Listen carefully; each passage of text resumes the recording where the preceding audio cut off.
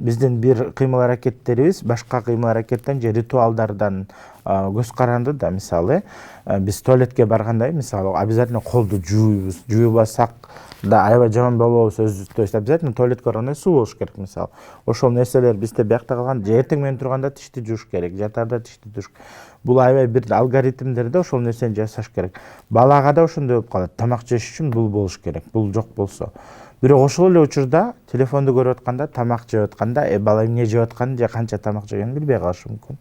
Ошондуктан бул нерсени дагы ата-энелер өздөрү чектөөгө алыш керек деп ойлойм да. Мисалы канча убакыт мультфильм көрсө болот, ошонун ичинде канча саат ойносо болот, канча саат кандайдыр бир билим алууга да, тилди жаттоого же кылат. Ошондуктан бул чектөөнү ата-энелер өздөрү коюш керек да. Анан ата-энелер телефондорду берип коюп балдардын, анан биздин коом ушундай бузулду дегенде набыз болот элем да.